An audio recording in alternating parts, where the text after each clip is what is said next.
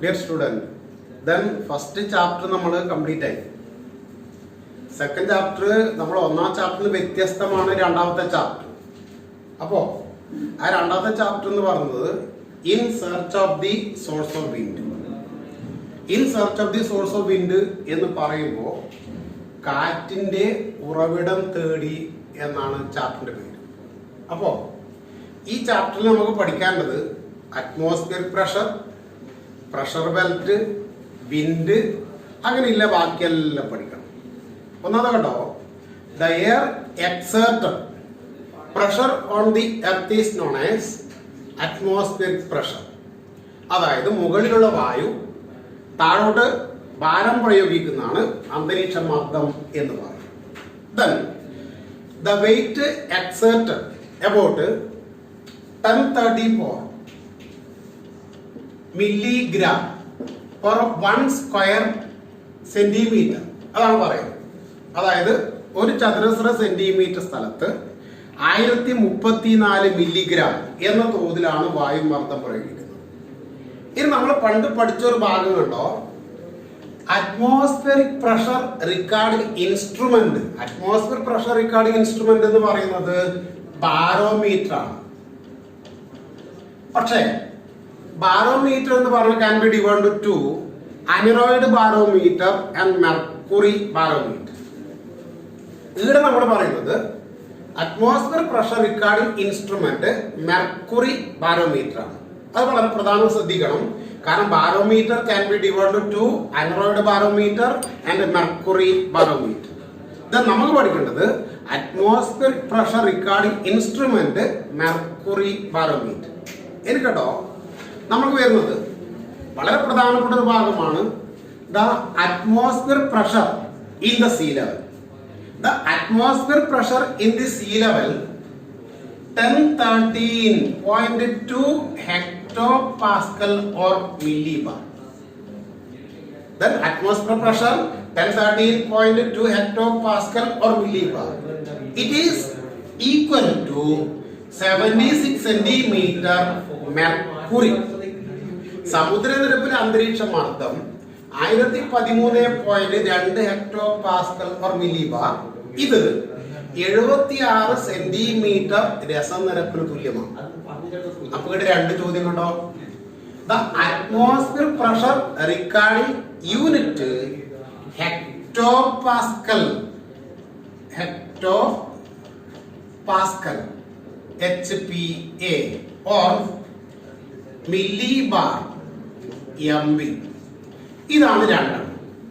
അപ്പോൾ atmosphere pressure recording instrument mercury barometer, atmosphere pressure recording unit hectopascal HPA or millibar MB. ഏറ്റവും പ്രധാനപ്പെട്ട ചോദ്യത, സമുദ്രനിരപ്പിലെ അന്തരീക്ഷ മർദ്ദം എത്ര? 1013.2 ഹെക്ടോപാസ്കൽ ഓർ മില്ലിബാർ. ഇത് 76 സെന്റിമീറ്റർ രസനിരപ്പിന് തുല്യമാണ്. ചില പുസ്തകത്തില് 1013.25 എന്ന് കാണും. അത് പ്രശ്നമാക്കണ്ട. ഇനി കേട്ടോ, നമ്മൾ പറഞ്ഞു the air exerted pressure on the earth surface is called atmosphere pressure. ഇനി കേട്ടോ, നമ്മൾ 9ാം ക്ലാസ് പഠിച്ച ഒരു ചോദ്യം കേട്ടോ.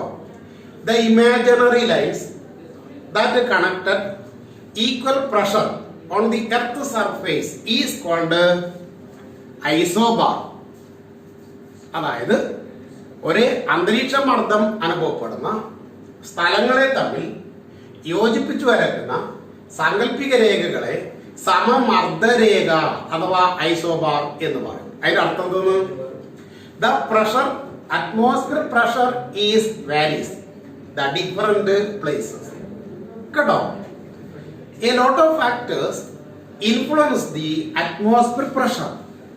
What are the factors influence the atmosphere pressure? Altitude, temperature and humidity. These were the factors. Then ഉയരം കൂടുമ്പോൾ എന്ത് പറയും? അന്തരീക്ഷ മർദ്ദം കുറയും. Then the height increases, pressure decreases. നമ്മൾ 9ാം ക്ലാസ്സിൽ പഠിച്ചിട്ടുണ്ട് അത്.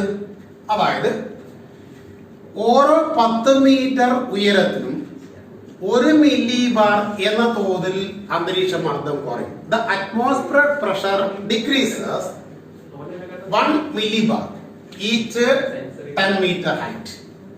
നമ്മൾ ഒന്നാമത്തെ ചാപ്റ്റർ ഇത് പറയുമ്പോൾ നമ്മൾ 9ാം ക്ലാസ്സിൽ പഠിച്ച ഒരു ചോദ്യമുണ്ട്, what is isothermal zone.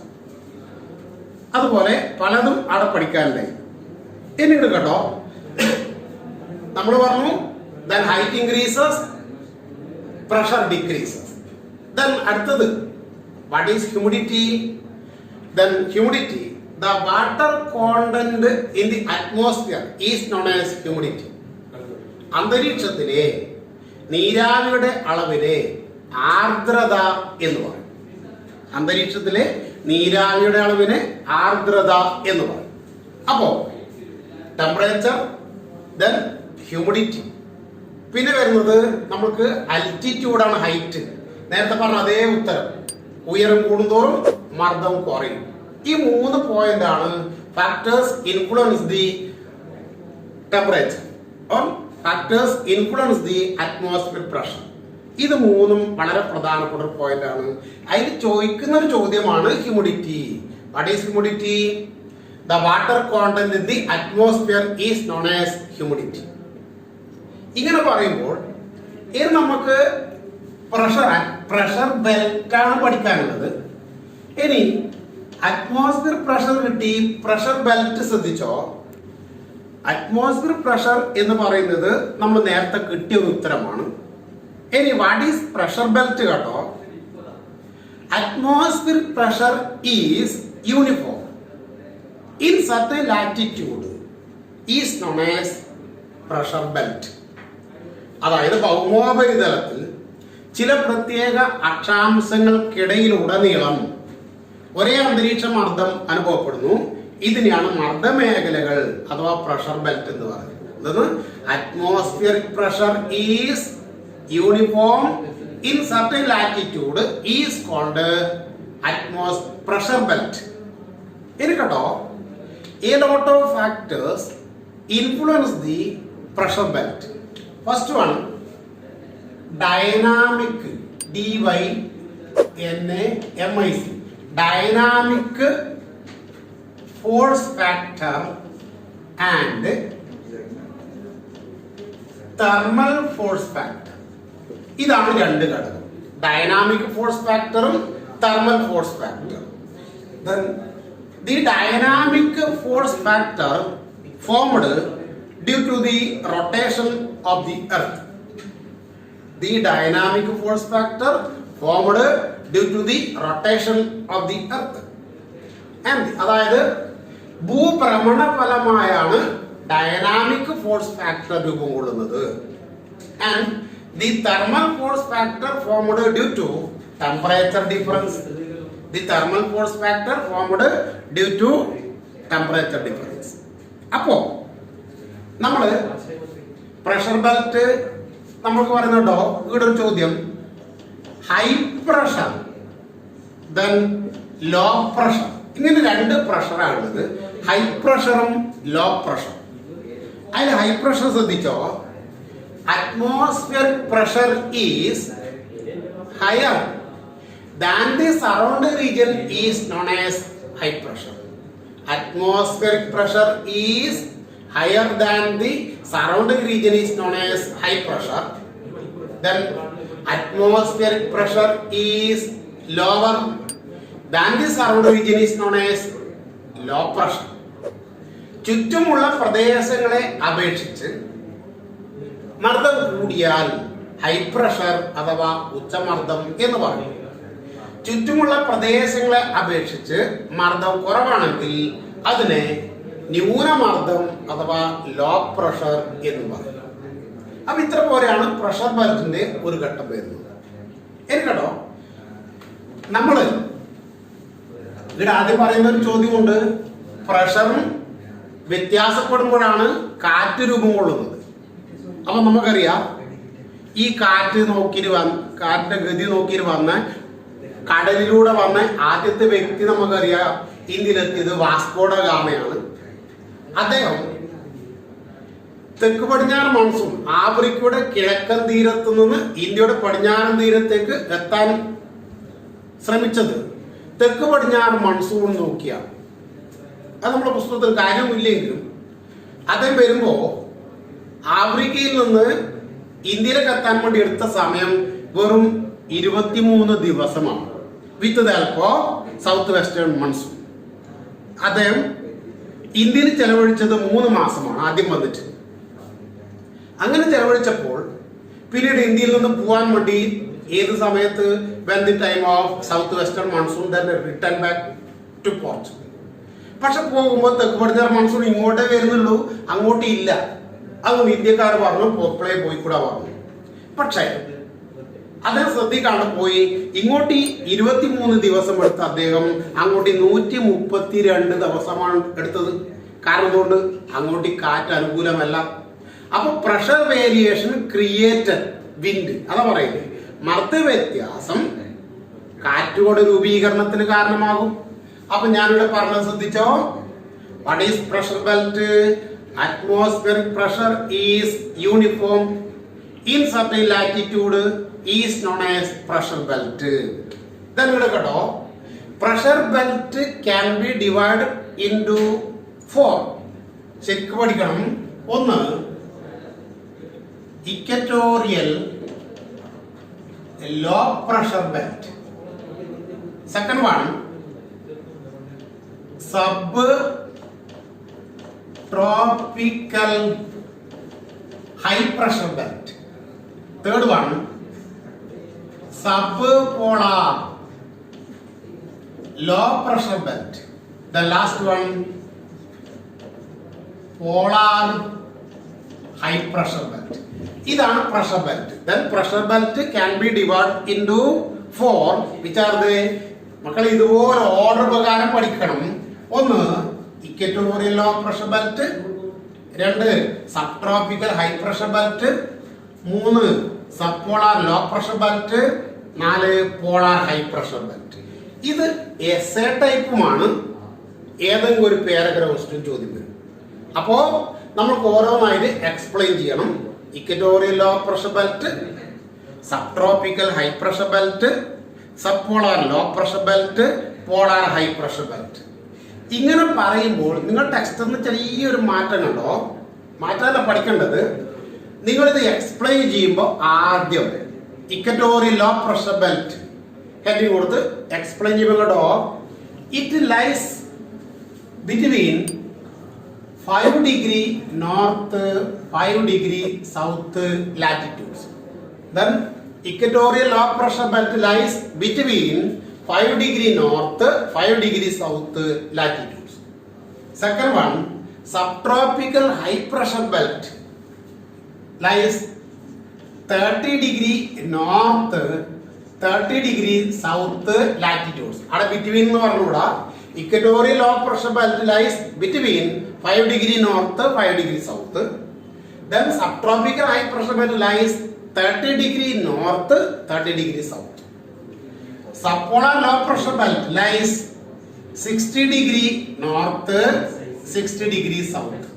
Then polar high pressure belt lies 90 degree north, 90 degree south latitudes. ഇതാണ് 4 പ്രഷർ ബെൽറ്റ്.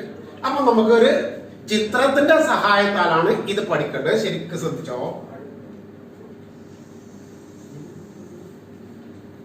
ഒന്ന്, ഇക്വറ്റോറിയൽ ലോ പ്രഷർ ബെൽറ്റ് ശ്രദ്ധിച്ചോ.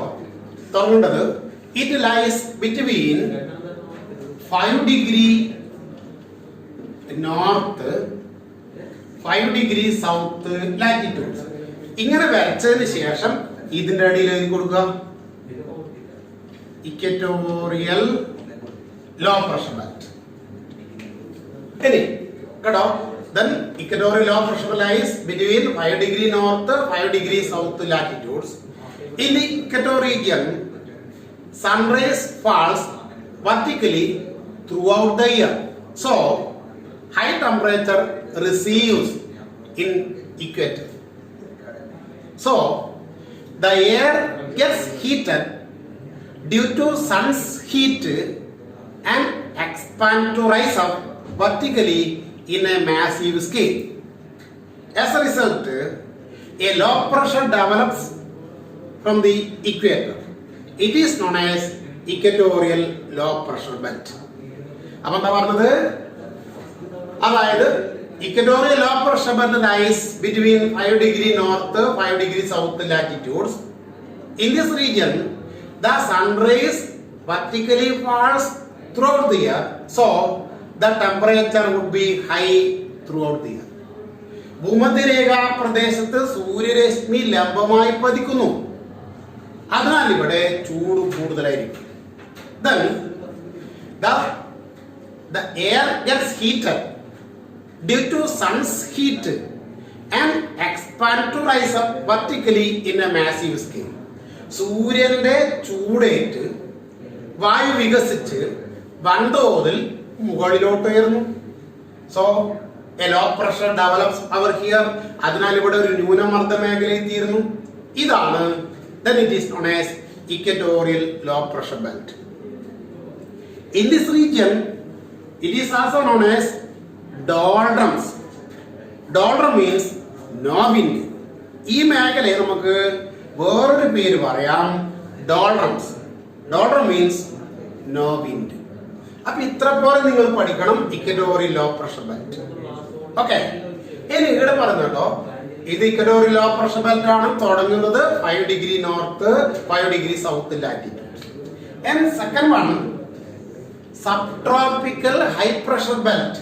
ശ്രദ്ധിച്ചു പഠിക്കണം, വേഗം ശ്രദ്ധിച്ചോ. then 30 degree north, 30 degree south latitudes. അപ്പോൾ എന്ത് ചെയ്യണം? ഇതിന്റെ അടിയിൽ സബ് ട്രോപ്പിക്കൽ ഹൈ എഴുതുക. subtropical high pressure belt. ഇവിടെയത് subtropical high pressure belt. ശ്രദ്ധിച്ചോ, the subtropical high pressure belt lies 30 degree north, 30 degree south latitudes. The hot air in the equator region വരുന്നത്, the hot air from the equator region cools gradually and subside due to the rotation of the earth. As a result, a low pressure develops over here, that is subtropical high pressure belt. A high pressure develops over here, that is subtropical high pressure belt. അപ്പൊ എങ്ങനെ പറയുന്നത്? The subtropical high pressure belt lies 30 degree north, 30 degree south latitudes. The hot air from the equatorial low pressure belt cools gradually and subside at the subtropical zone due to the rotation of the earth. As a result, a low pressure develops over here, that is subtropical high pressure belt. A low pressure a high pressure develops over here, that is subtropical high pressure belt. This region is also known as horse latitude. അതായത് കുതിര അക്ഷാംശം എന്ന പേരിൽ അറിയപ്പെടുന്നു. അപ്പൊ രണ്ടാമത്തെ കിട്ടി. അപ്പോ രണ്ടാമത്തെ point subtropical high pressure belt lies 30 degree north, 30 degree south latitudes. Then the hot air ascending from the equatorial low pressure belt cools gradually and subside at the subtropical zone due to the rotation of the earth. As a result, a high pressure develops over here, that is subtropical high pressure belt. It is also known as horse latitude. അപ്പൊ ഈ മൂന്നാമത് പറഞ്ഞ point ആണ് ഏറ്റവും പ്രധാനം. എനിക്കട്ടോ, മൂന്നാമത്തെ pressure belt sub polar low pressure belt. ശ്രദ്ധിക്കണം, മൂന്നാമത്തത് sub polar low pressure belt. എങ്ങനെ തുടങ്ങും നിങ്ങൾ? ഒന്നാമത്തെ ഇക്വറ്റോറിയൽ ലോ പ്രഷർ ബെൽറ്റ് പറഞ്ഞത് 30 degree north, 30 degree south. Subpolar. Any equatorial low pressure belt 5 degree north, 5 degree south. Subtropical high 30 degree north, 30 degree south. Then subpolar low pressure belt, it lies 60 degree north, 60 degree south latitude. വളരെ പ്രധാനപ്പെട്ട point ആണ്. It lies 60 degree north, 60 degree south latitudes. In this region, അതായത് subpolar low pressure lies 60 degree north, 60 degree south latitudes. This region lies near to the poles. So, the air would be cooler here. The cold air remains to the earth's surface and it thrown up due to the rotation of the earth. As a result, a low pressure develops over here, that is subpolar low pressure belt.